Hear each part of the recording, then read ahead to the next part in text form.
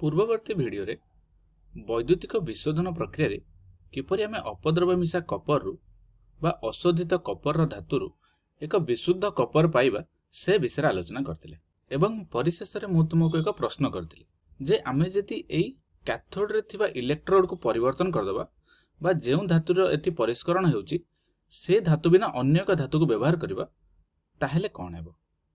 ଏବଂ ମୁଁ ସେଠି କ'ଣ କରିଥିଲି ନା କ୍ୟାଥୋଡକୁ कार्बन रे परिवर्तन कर देथिल। तो आमे कोन देखिबा जेतेबेले मो कैथोड को कार्बन रूप रे नउची सेतेबेले मध्य ए अशोधित धातुरु कपर 2+ आयन सृष्टि हेबो एवं जहा जाई कि ए कपर सल्फेट रो द्रवण रे द्रवीभूत हो जिवो एवं से Kapoor 2+ ion T eighty anode रु कैथोड आडू आस्तबा इलेक्ट्रॉन कैथोड मध्य रे अछि एवं ए इलेक्ट्रॉन गुडी को कपर 2+ आयन को निज आडू आकर्षण करी कपर रे परिणत करिवे एवं सेही कपर गुडी को मध्य जाई कि ए कार्बन रो कैथोड ऊपर जमा हेबे। तो सही गुडिक किछि एई परिता ऊपर देखा जिवे। तो हमें कोन देखिले ना मझिरे कार्बन रो रड टी सेमती अछि एवं ता ऊपर विशुद्ध कपर गुडिक आसी जमा हो जायछन्ती। किंतु ए कार्बन रो विशुद्ध कपर को पृथक करिवा ये एक भिन्न सोपान अटे। आमे आउ एक प्रणाली रे एहाकू अलगा करिवा। तेबे जेतेबेले आमे जेउ धातुर परिष्करण होछि ताहा बिना अन्य एक मौलिक को कैथोड रूप नेले सेतेबेले हमको आउ एक सोपानर आवश्यक पड़िला। तेणु एही प्रक्रिया को आमे व्यवहार करंदे नाही।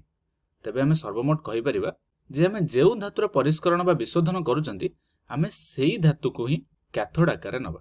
तबे पुनश्च मु तुमको आउ एक प्रश्न पचारुछि करिया पे निजे चेष्टा करिवो। कोन ना मु एठी जेतेबेले कपर रो एक अशोधित धातु को परिष्करण करथली तबे मु जे द्रवणटी नेछि ता कपर सल्फेट रो द्रवण नेछि।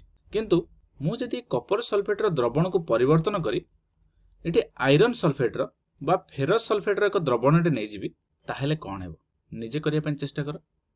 ठीक अछि।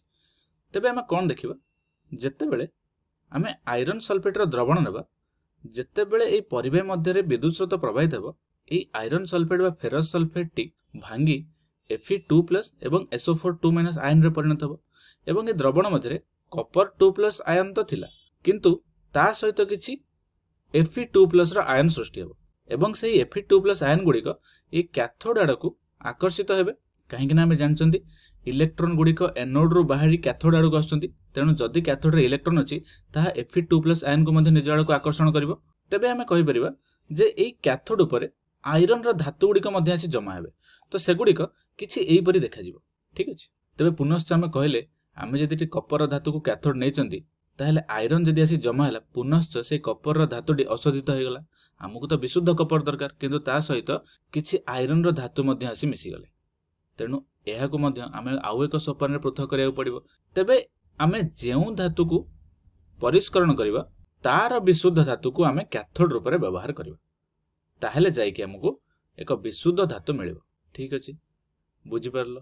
तबे परिशेष रे मु तुमको आउ गोटे प्रश्न पचारुछि कोन ना मु जेतेबेले एठी एनोड रे में कोन नेथिले एक अशोधित कपर धातु एवं कैथोड रे नेथिले एक विशुद्ध कपर धातु। वर्तमान मु कहूछि आमे धातु दुइटी को अदल बदल कर दबा। एनोड रे नै जिबा विशुद्ध कपर धातु एवं कैथोड रे नै जिबा अशोधित कपर धातु। तबे हमें कोन देखिबा ना पुनश्च जेतेबेले हमें विद्युत स्रोत प्रवाहित कराइबा सेतेबेले हमें कोन देखिबा ना जेहेतु इलेक्ट्रॉन गुडी को एनोड रु कैथोड आडकू गति करचंती तबे एई विशुद्ध कपर धातुटी कपर 2+ आयन रे सृष्टि होई द्रवण मध्य को चली जिवे एवं पुनः से कपर 2+ आयन गुडी को कैथोड आडकू आकर्षित होई कैथोड ऊपर आसी जमा हेबे बा जो अशोधित कपर धातु अछि ए ऊपर जमा हेबे।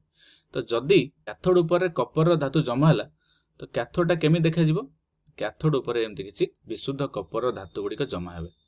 ठीक अछि।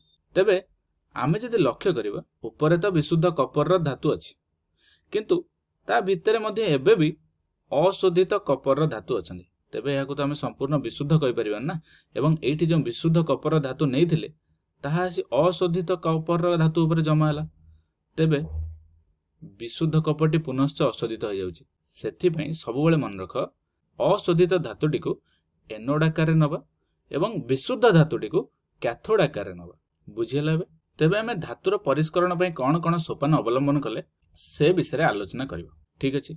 प्रथमे हमें कोन देखिले प्रथम सोपान रे हमें धातु पिंडर समृद्धि कले। धातु पिंडर समृद्धिर अर्थ प्रथमे आमे धातुपिंड को छोट छोट गुंडरे परिणत करी सेगुड़िक विभिन्न भौतिक और रासायनिक प्रक्रिया माध्यम सेमानक मध्यरे थिबा धातव यौगिक एवं अपद्रव बा गैंग कणिका गुड़िक पृथक कराइले एवं तापरे जो धातव यौगिक आमको मिलिला से धातव यौगिक गुड़िक सल्फाइड किंबा कार्बोनेट आकार थाए किंबा ऑक्साइड आकार मध्ये थाए किंतु जो गुड़िक सल्फाइड किंबा कार्बोनेट आकार थाए ताकू आमे रोस्टिंग और कैल्सिनेशन पद्धति धातव ऑक्साइड रे रूपांतर कले एवं धातव ऑक्साइड पाइला परे आमे से धातव ऑक्साइड को विजारण करी एक धातु पाइले पुनः जो धातु पाइले सेगुड़िक मध्यरे किछि अपद्रव रही थाए एवं सही अपद्रव को पृथक करिया पई आमे धातुर परिष्करण शेष सोपान रे कले एवं धातुर परिष्करण पई आमे वैद्युतिक विशोधन माध्यम रे धातु को परिष्करण कले कौन कले वैद्युतिक विशोधन रे आमे